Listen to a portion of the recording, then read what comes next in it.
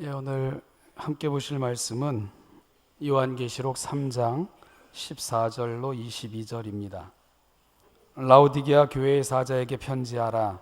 아멘이시여 충성되고 참된 증인이시여 하나님의 창조의 근본이신 이가 이르시되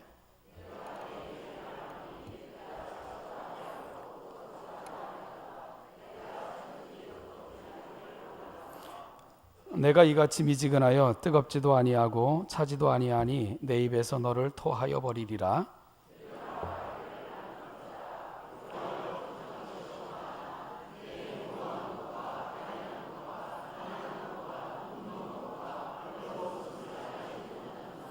내가 너를 권하노니 내게서 불로 연단한 금을 사서 부유하게 하고 신옷을 사서 입어 벌거벗은 수치를 보이지 않게 하고 안약을 사서 눈에 발라 보게 하라.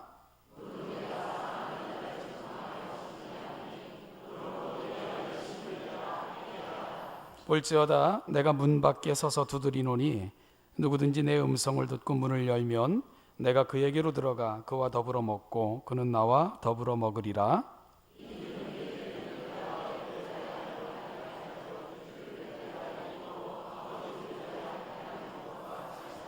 귀 있는 자는 성령이 교회들에게 하시는 말씀을 들을지어다. 아멘.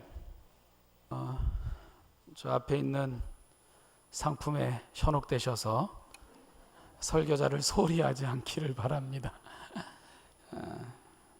제가 퀴즈 하나 낼까요? 왜 붕어빵에는 붕어가 없죠? 예, 모양만 붕어기 때문에 그런 거죠, 그죠? 그럼 왜 곰탕에는 곰이 없을까요? 물론 이 곰이라는 말이 이렇게 오래 끓인다 그런 말로 연유됐다고 하는데 어쨌든 말 장난을 좀 해보면 이름만 곰탕이기 때문에 그런 거 아니겠습니까?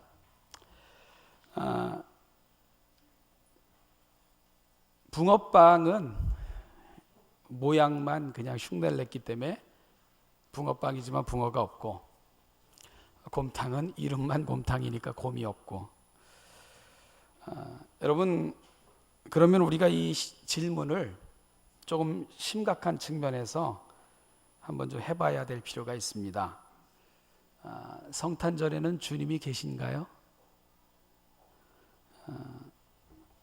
만약에 성탄절에 주님이 계시지 않는다면 그건 아주 심각한 답을 야기하게 됩니다. 어떤 답을 야기하게 됩니까? 우리가 무늬만 신자이기 때문에 우리의 성탄절에는 주님이 없는 것입니다. 우리가 이름만 신자이기 때문에 우리의 성탄절에는 주님이 없는 것입니다. 이건 아주 심각한 그런 이야기가 되는 거죠. 저는 오늘 성탄절과는 별로 상관없어 보이는 이렇게 본문을 택했습니다. 라오디게아 교회 이야기입니다. 왜 이 본문을 택했냐 하면 이 라오디게아 교회를 묵상하면서 이런 의구심이 들었습니다. 교회라고 이름은 붙여놨는데 라오디게아 교회는 교회라고 할 수 있는가? 이런 질문 말입니다. 오늘 본문 20절, 21절 우리 다시 한번 같이 읽어보실까요? 20절, 21절 같이 한번 읽겠습니다. 시작.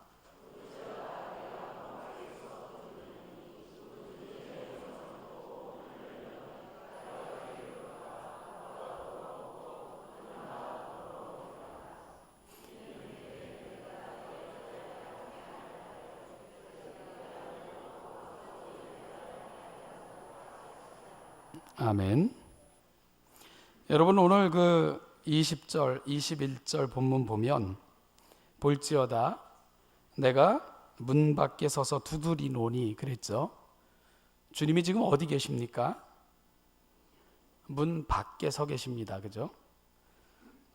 즉 주님은 안에 계시지 못하고 문 밖에서 문 좀 열어달라고 계속해서 문을 두드리시는 그런 분으로 나타나고 있는 것을 우리가 보게 됩니다.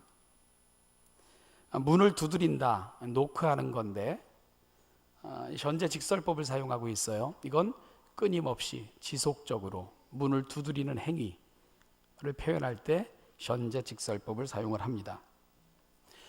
결국 라오디게아 교회에 비춰지는 주님은 안에 계시지도 못하고 밖에서 문이 열리기를 기다리며 끊임없이 두드리시는 그런 주님으로 묘사되고 있는 것을 보고 있는 것입니다. 그러면 우리 질문을 좀 해볼까요? 이 땅에 오신 예수님을 마태는 이사야 선지자의 예언을 빌어서 그의 이름을 뭐라고 표현합니까? 임마누엘이라 하리라, 이렇게 표현을 했습니다. 여러분, 임마누엘이 무슨 뜻입니까?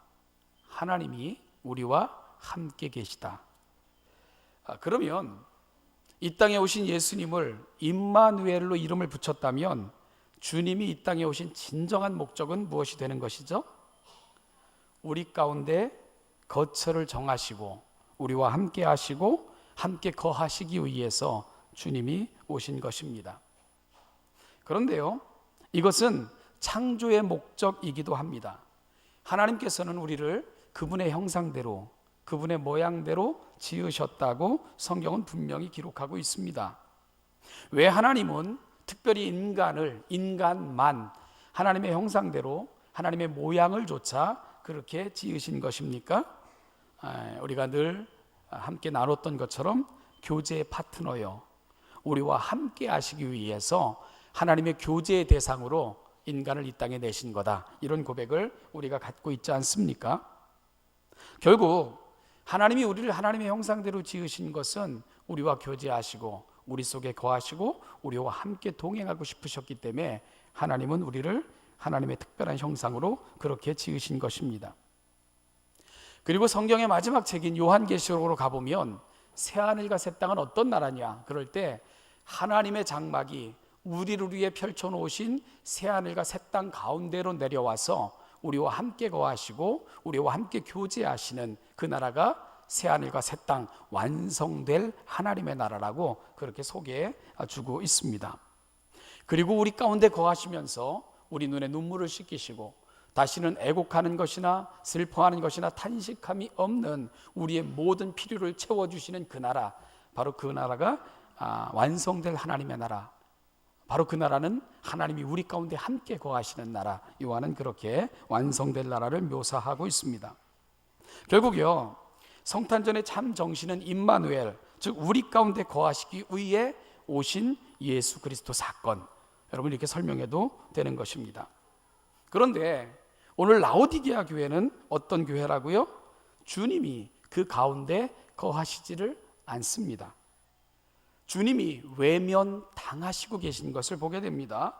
주님이 끊임없이 문을 두드리시건만 그 문은 열리지 않는 그런 교회, 바로 라오디게아 교회인 것을 우리가 보게 되는 것입니다. 라오디게아 교회는 그런 교회였습니다. 여러분, 이런 교회를 우리가 교회라고 말할 수 있는가?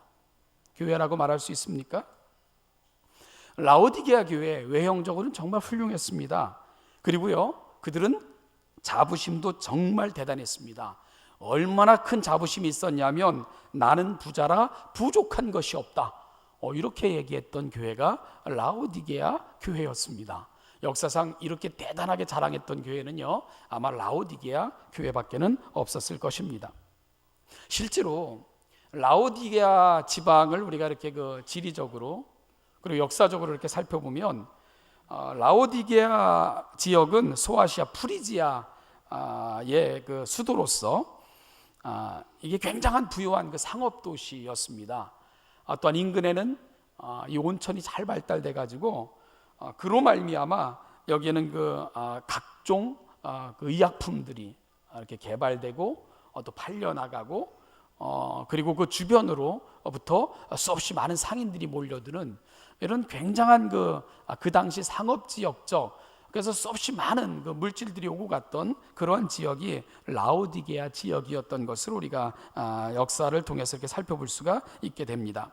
그 결과 라오디아는 굉장히 부유했고요, 그리고 또한 외부로부터 어떤 도움도 받지 않고 자급자족이 가능할 정도로 잘 발달되었던 도시가 라오디게아였다고 그렇게 알려지고 있습니다. 그러니 그들의 자부심이 대단했던 것이죠. 지역에 대한 자부심도 대단했고요. 그런 가운데 세워진 교회는 모든 것이 풍족하여 부족함이 없을 정도로 그렇게 구비되어져 있었던 교회가 라오디게아 교회였던 것을 우리가 알게 됩니다. 그런데 요한계시록에 언급되고 있는 7교회 중에서 칭찬은 전혀 없고 책망만 있는 2교회 중에 한 교회가 바로 라오디게아 교회라는 거, 이건 좀 시사하는 바가 크지 않겠습니까? 여러분, 우리는 이 모습을 보면서 교회의 평가, 교회는 주님의 잣대로 평가되어야지 결코 사람의 잣대로 평가되어서는 안 된다, 이 사실을 우리가 알게 되는 것입니다. 라오디게아는 스스로는 자기들에게 후한 점수를 줬고 대단하다고 자부했지만 주님의 눈으로 보기에는 정말 그 가장 극한, 가장 비극적인 그런 평가를 받을 수밖에 없었던 교회가 바로 라오디게아 교회였던 것입니다. 그들 스스로 내린 평가와 주님이 내린 평가 사이에는 너무나도 큰 간극이 있었던 교회가 라오디게아 교회였던 것입니다. 제가 지금도 선명하게 기억하는데요, 과거에 진품명품인가요? 뭐 이런 프로가 있었죠, 그죠? 이렇게 자기 집에 그 진귀한 물건이라고 생각하는 것들 가지고 나와서 평가단에게 평가받아보고 얼마만의 가치가 있는가, 뭐 이런 걸 평가받는 그런 프로였는데, 지금도 선명하게 기억을 해요. 어떤 분이 지인으로부터 몇 천만 원을 주고 그림을 하나 구입을 한 겁니다. 유명한 화가의 그림이라고 그걸 들고 나와서 이게 얼마만큼의 가치가 있는 거는가를 좀 평가받으려고 내놨죠. 근데 이제 감정단이 한참 평가하고 내린 평가 금액이 얼마인 줄 압니까? 3만 원. 그래서 3만 원. 그러니까 거의 뭐 기절할 정도로 당황하면서, 아니 어떻게 이게 3만 원이냐 했더니 그것도 액자값까지 충분히 쳐줘서 3만 원이라고. 저건 휴지만도 못한 거라고. 저건 거로나 봤자 창피만 당하는 거라고. 저건 모조품이라고, 이제 이런 평가를 내린 것입니다. 사랑하는 여러분, 우리가 주님 앞에 설 때 이런 평가를 받는다면 이게 얼마나 비참한 것이겠습니까? 그런데 라오디게아 교회를 향해 내리신 주님의 평가가 그랬다, 이런 이야기들입니다. 그들은 명품인 줄 알았습니다.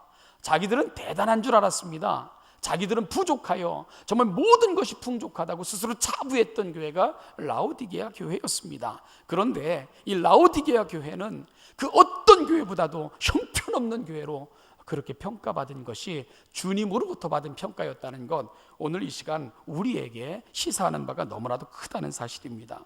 사랑하는 여러분, 제가 평가하기에 그래서 라오디게아 교회는 교회라는 이름을 붙여놨지만 라오디게아 교회를 우리가 교회라고 부를 수 있는가? 저는 없다는 것입니다. 왜냐하면 주님이 없는 교회가 어떻게 교회가 될 수가 있겠습니까? 교회의 머리는 주님이신데 주님을 밖으로 밀어내놓고 우리가 교회라고 아무리 주장한들 몸뚱아리만 있는, 머리가 없는 그 사람이 아닌 것처럼 머리 대신 주님이 없는 교회가 어찌 교회라고 우리가 이야기할 수 있겠는가? 바로 라오디게아 교회의 비극은 거기에 있는 것입니다. 사랑하는 신혼예담교회 성도 여러분, 교회는 주님만으로 그 가치가 보존되고 드러나는 곳이어야 됩니다. 주님과 상관없다면 그 아무리 화려한 것들로, 아무리 많은 것들로, 아무리 좋은 것들로 치장해도 그건 더 이상 교회가 아닌 것입니다. 사랑하는 여러분, 이건 우리 개인도 마찬가지입니다.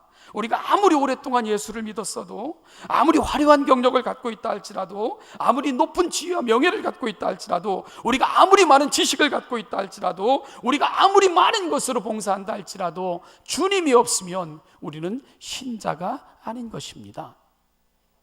여러분, 아무리 교회라는 이름을 붙여놓는다 할지라도 주님과 상관없으면 교회가 아닌 것처럼, 우리가 아무리 화려하게 개인적인 경력을 갖고 있는다 할지라도 내 신앙이, 내 삶이 주님과 상관없으면 우리는 신자라고 이야기할 수가 없는 것입니다. 오늘 우리는 성탄절 전야 감사 예배를 하나님 앞에 하고 있습니다. 그리고 내일은 성탄절 감사 예배를 하게 됩니다. 사랑하는 신혼예담교회 성도 여러분, 우리 금년 성탄절은 모양만 붕어인 붕어빵, 이름만 곰탕인 그런 곰탕이 되지 않게 되기를 간절히 바랍니다. 뭐 요즘은요, 뭐 붕어빵도 뭐 황금 붕어빵도 있더라고요. 황금 붕어빵. 어쨌든 붕어빵이든 황금 붕어빵이든 결국은 붕어가 없는 것은 마찬가지 아니겠습니까? 사랑하는 여러분, 아무리 화려한 건물을 지어놓고 아무리 많은 것을 동원하여 잔치를 벌이고 아무리 몇 억씩 들여가면서 교회를 성탄절 주리라고 치장한다 할지라도 그곳에 주님이 계시지 않으면 그건 교회가 아닌데, 아무 소용이 없는 건데, 그래서 오늘 이 밤은 우리가 좀 도전을 받을 수 있는 귀한 밤이 될 수 있기를 간절히 소망합니다. 이 존 데이비라고 하는 사람이 말하기를 12월에는 두 개의 크리스마스가 있다, 이렇게 얘기를 했습니다. 하나는 엑스마스와 하나는 크리스마스다, 그렇게 얘기를 했는데요. 물론 X라는 것이 사실은 영어 X를 말하는 게 아니고요, 크리스토스, 시브리어 첫자입니다. 그게 엑스마스라고. X가 우리가 유식한 척하고 엑스마스 그러면 사실은 좀 그건 맞지 않는 거고요. 그 앞에 있는 X는 크라는, 그 키라는 그런 헬라어의 첫자입니다. 크리스토스 할 때. 그런데 어쨌든 이 데이비라고 하는 이 그 학자가 X라는 것은 이건 부정적인 표시도 되지만 미지수도 된다. 방정식이나 수학에서 X는 어떤 값을 갖다 붙여도 되는 거 아니겠습니까? 마찬가지로 오늘 이 시대는 그 X에다가 수없이 많은 것들을 갖다 붙이면서 그것을 성탄절이라고 착각하고 있다, 이걸 지적하고 있는 것입니다. 그러면서 이 데이비라는 사람은 성탄절은 크리스마스, 정확하게 크라이스트, 예수 그리스도와 관계된 날이어야지 예수 외에 X, 여러 가지 것들을 갖다 붙이면서 여러 가지 것들을 집단 매스화만 시켜가면서 이걸 성탄절이라고 즐기면 우리는 안 되는 거다, 이런 것들을 지적을 하고 있는 것입니다.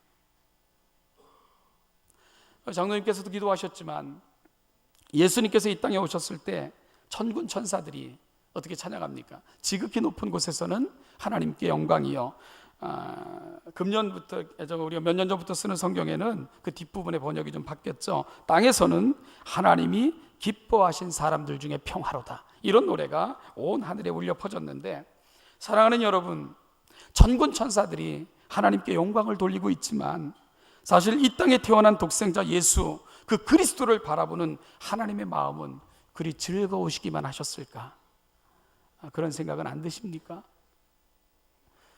아들이 이 땅에 오신 것은 어느 가정에 아들이 태어난 의미가 아니지 않습니까?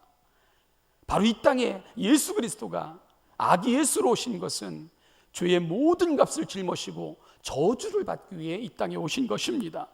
십자가가 예정된 그 탄생, 그것이 바로 예수 그리스도의 탄생이 갖고 있는 의미입니다. 여러분, 하나님께서는 이 땅의 구원을 위해 독생자를 주시고 이 땅에 태어난 아기를 바라보며 하늘에는 이 땅을 향한 하나님의 놀라운 구원 때문에 영광이여 평화라고 노래하지만 그 노래를 듣고 있는 우리 하나님의 마음은 즐거우셨을까? 얼마나 아프셨겠습니까? 그 아들을 바라보셨던 우리 하나님의 마음은 얼마나 아프셨겠습니까? 오늘 이 성탄절, 바로 아들을 이 땅에 보내시고 아버지의 뜻이기 때문에 이 땅에 오셔서 십자가로 예정된 길을 순종하며 걸으셨던 예수님 때문에 사실은 저와 여러분들은 이 자리에 앉아 계신 것입니다. 그런데 여러분, 우리 하나님의 마음을 또 아프게 하면 되겠습니까? 우리 여전히 성탄절을 지내면서 우리의 즐거움과 우리의 환희와 기쁨은 있지만 어디에도 정말 X라는 자리에는 다른 어떤 즐거움들로 다 차지되어 있고 예수 그리스도는 사라진, 그래서 다른 것들로 번복이 된 이것을 우리가 성탄절이라고 지키면서 그렇게 노래하고 있다면 우리 하나님의 아픔과 슬픔은 더해지지 않겠습니까? 오늘 이 밤 우리 신원예담교회 성도들을 축복합니다. 사랑하는 여러분, 무늬만 붕어빵인 저와 여러분들이 되지 않기를 간절히 소망합니다. 이름만 곰탕인, 이름만 가지고 있는 저와 여러분들이 되지 않기를 간절히 소망합니다. 이제 주님의 탄생을 준비하는 이 밤, 우리의 온 영이, 우리의 온 마음이, 우리의 온 심령이, 그리고 남은 우리의 모든 생애가 예수 그리스도와 관계되어 예수 그리스도만 높이고 예수 그리스도로 말미암아 의미를 찾고 예수 그리스도께 영광 돌리는 그런 삶을 살겠다고 하는 거룩한 다짐으로 하나님 앞에 함께 나아가는 이 거룩하고 복된 밤이 되시기를 주님의 이름으로 축복합니다. 기도하겠습니다. 하나님 아버지, 오늘 우리 가운데 행하신 그 놀라우신 은혜, 그 엄청난 은총을 기리며 이 자리에 나와 앉아 있습니다. 하나님 아버지, 무늬만 신자는 아니었습니까? 이름만 신자처럼 살아오지는 않았습니까? 다시 한번 돌아보면서 우리의 심령 마음 깊은 곳에 우리 주님을 영접하는 복된 밤이 되게 하여 주시옵소서. 그리고 남은 생에는 우리 주님과 동행하며 주님을 기쁘시게 하는 자로 살겠다고 하는 거룩한 다짐을 우리 입술의 찬양을 통해, 고백을 통해 하나님 앞에 마음껏 올려드릴 수 있는 이 거룩하고 복된 밤이 되도록 은혜 위에 은혜를 더하여 주시옵소서. 감사드리며 예수님의 이름으로 기도하옵나이다. 아멘.